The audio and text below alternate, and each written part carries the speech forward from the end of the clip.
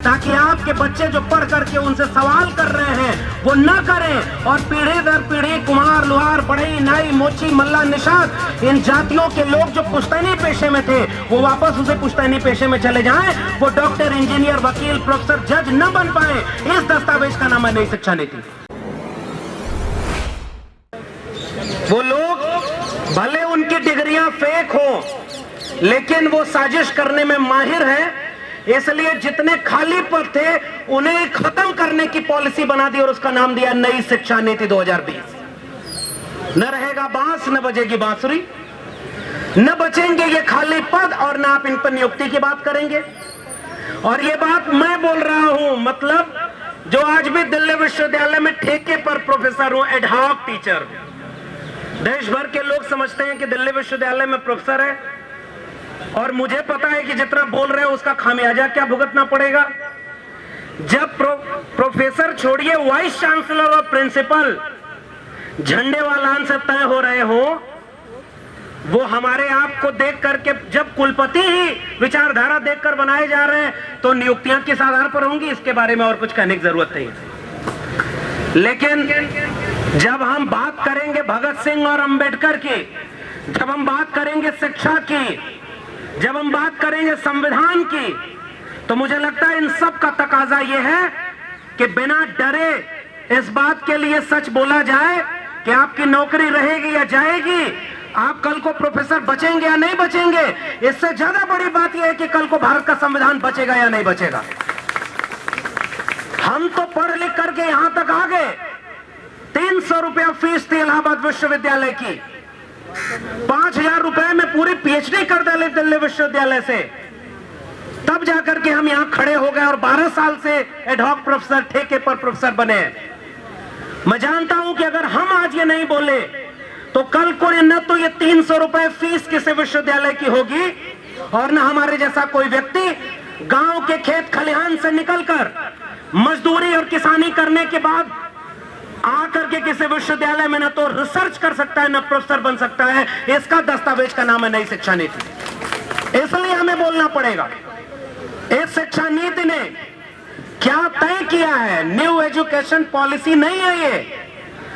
No education for people, no education for poor, ये इसका नाम है। इसलिए मैं इसको नई शिक्षा नीति नहीं कह रहा हूं।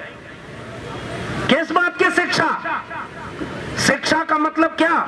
ढेर सारी बातें पूर्व के वक्ताओं ने बहुत सारी कही हैं। इन्होंने कहा कि हम बोर्ड एग्जाम के दबाव को कम करेंगे, हम ग्रेडेड सिस्टम लाएंगे और स्कूल का जो पूरा पैटर्न था सेकेंडरी, मिडिल, प्रिपरेटरी और फाउंडेशन के नाम पर बदलेंगे।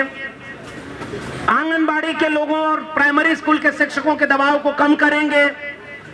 मैं जिस उत्तर प्रदेश से आता हूं, वहां उत्तर प्रदेश में आजकल बहुत खुदाई हो रही है। उसी खुदाई से निकली गई चीज को पढ़ने के लिए प्रोफेसर रतनलाल जेल में गए और कोर्ट ने यह कहा कि अरे भाई तय ही नहीं है कि वो है क्या और तुम इसके नाम पर जेल में भेज रहे हो। उस प्रदेश में शिक्षा की हाल यह है कि एक नई पॉलिसी बनाई गई है। एक तो प्राइमरी स्कूल के मास्टर को समय पर सैलरी नहीं दी जाएगी और उत्तर प्रदेश में प्राइमरी स्कूल का मास्टर पढ़ाए न, इस बात को सुनिश्चित करने के लिए इतना काम उसके ऊपर दे दिया गया है। कोई गणना करानी है तो कराओ, वैक्सीन लगानी है तो लगाओ, कोई काम सरकारी आदेश आया गांव गांव जाओ, पढ़ाने के इतर सारे काम करेंगे। और उनका एक फरमान बेहद खतरनाक है कि जिस स्कूल में विद्यार्थी कम हो गए वहां से टीचर सरप्लस हो गए, ज्यादा हो गए, तो दूसरे विद्यालय में उसी स्कूल के टीचर को भेज दिया जाएगा। यानी नई शिक्षकों की भर्ती नहीं होगी। फिर भी भर्ती हुई पिछले कार्यकाल में 69,000 शिक्षकों की भर्ती। राष्ट्रीय पिछड़ा वर्ग आयोग ने कहा कि उसमें आरक्षण को खत्म करके भर्ती की गई है। 27% आरक्षण की बजाय 3.81% आरक्षण ओबीसी को मिला। बहुत दिन तक सरकार उसको टालती रही। बाद में जब मान लिया कि हाँ गलती हुई हमसे, फिर भी उनके ऊपर कोई मुकदमा नहीं है। और हरियाणा के मुख्यमंत्री ओम प्रकाश चौटाला ऐसे ही शिक्षा घोटाले में आज भी जेल में है और उत्तर प्रदेश का मुख्यमंत्री आज पूरे देश में वहां पर उत्तर प्रदेश में नारा लगा रहा है कि राम मंदिर बन रहा है तो काशी और मथुरा भी जाग रहे हैं। वो उकसा रहा है कि मंदिर और मस्जिद की सियासत चलती रहे। इसलिए मैं ऐसी शिक्षा नीति की आलोचना कर रहा हूं। त्रिभाषा फार्मूला की बात की गई। अरे त्रिभाषा फार्मूला कहां से लागू होगा जब उनके भाषा सीखने की जो पूरी क्राइटेरिया है उसको कम कर दिया, कोडिंग सिस्टम किया, cross curricular activity multi stream पढ़ाई होगी, यानी एक स्ट्रीम नहीं पढ़ने की जरूरत है, आपको कई तरह की कलाकारियां सिखाई जाएंगी। मुझे याद आता है जब पूरी दुनिया कोविड से लड़ रही थी, हमारे देश में 3 कानून लाए गए थे, 3 कृषक सुधार कानून, 3 श्रमिक सुधार कानून और नई शिक्षा नीति। श्रमिकों के ट्रेड यूनियन बर्बाद कर दिए गए, इसलिए वो भी कानून पास हो गया। नई शिक्षा नीति में शिक्षक संगठन और तमाम छात्रों को कमजोर कर दिया गया, इसलिए लड़ाई भी कमजोर है। लेकिन किसान समझ गए कि वो तीनों कानून उनके सुधार के नहीं है, वो उनके फसलों और नस्लों को बेचने वाले कानून है, इसलिए उन्होंने सड़क पर हंगामा किया और तीनों कानून वापस हुए।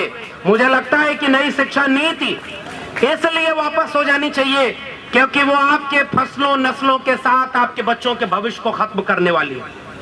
मैं एक आंकड़ा पेश करके, चूंकि वक्त नहीं है, मैं अपनी बात खत्म करूंगा।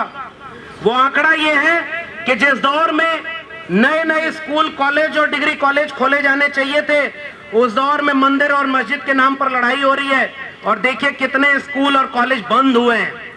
शिक्षा का बजट कम कर दिया गया। जैसे बच्चा पढ़ने जाए, हम लोग इलाहाबाद दिल्ली पढ़ते थे तो घर वालों से कहते थे इतना खर्चा दे दीजिए, खर्चा बढ़ गया है, तो घर वाले उतना खर्चा थोड़ा कम करके देते थे। लेकिन हमारे देश में एक ऐसा प्रधानमंत्री बैठा हुआ है जो कह रहा है कि मल्टीपल डिसिप्लिनरी कोर्स चलाएंगे, मल्टीपल चॉइस का सिस्टम देंगे, आप विदेश तक पढ़ने जाएंगे, आपको चॉइस बेस्ड क्रेडिट सिस्टम है, और पैसा तो कहे पैसा कुछ नहीं है, जितना पैसा है उससे भी कम कर देंगे। इच्छाएं आसमान पर छुएंगी और उन्हें पूरा करने का कोई इंतजाम नहीं होगा। बजट एलोकेशन नहीं किया गया, बजट कम कर दिया गया है, इसलिए ताकि स्कूल और कॉलेज नहीं खोले जाएं। और वो जो पूरा बोर्ड ऑफ गवर्नर्स का मामला है, एजुकेशन के लिए लोन का सिस्टम है कि लोन लीजिए और पढ़ाई करिए। मैं उस आंकड़े का निचोड़ बता रहा हूं। 2019 तक टेक्निकल रिसर्च इंस्टीट्यूट ने आंकड़े दिया, लगभग 17,000 टेक्निकल कोर्सेज के इंस्टीट्यूशन बंद किए जा चुके हैं और हर राज्य में स्कूल और कॉलेज बंद किए जा रहे हैं। अब ये बंद हो जाएगा। और प्रधानमंत्री ने ये बात भी बोली थी, आखिरी बात बोल के अपनी बात खत्म करूंगा। जब इस नई शिक्षा नीति को प्रेस कॉन्फ्रेंस के जरिए कोविड में वो इंप्लीमेंट कर रहे थे, तो उन्होंने प्रेस कॉन्फ्रेंस में बोला हम स्किल डेवलप करना चाहते हैं, कुम्हार का बच्चा कुम्हार बने, लोहार का बच्चा लोहार बने। यही बात तो पूरा इस हजारों साल से सिस्टम में बनी आ रही थी कि स्किल हुनरमंद जो लोग हैं उनके बच्चे वही करें। तो ये बताइए, तिहाड़ जेल और तड़ी पार रहने वाले का बच्चा बीसीसीआई का चेयरमैन कैसे बन गया भाई? ये भी बात तो हमसे पूछनी होगी। आप अपने बच्चे को बीसीसीआई का चेयरमैन बनाओगे, मध्य प्रदेश का मुख्यमंत्री अपने बच्चे को विदेश की डिग्री दिलवा करके खुलेआम ट्वीट करेगा। पिछला जो शिक्षा मंत्री था वो प्रेस कॉन्फ्रेंस करके कहेगा कि आप वेदों में खोजो विज्ञान कहां है, आपको नए विज्ञान की जरूरत नहीं है। तो गाय गोबर गौमूत्र में विज्ञान इसीलिए खोजवाया जा रहा है ताकि आपके बच्चे जो पढ़ करके उनसे सवाल कर रहे हैं वो न करें, और पीढ़ी दर पीढ़ी कुम्हार लोहार बढ़ई नाई मोची मल्ला निषाद इन जातियों के लोग जो पुश्तैनी पेशे में थे वो वापस उसे पुश्तैनी पेशे में चले जाएं, वो डॉक्टर इंजीनियर वकील प्रोफेसर जज न बन पाए। इस दस्तावेज का नाम है नई शिक्षा नीति।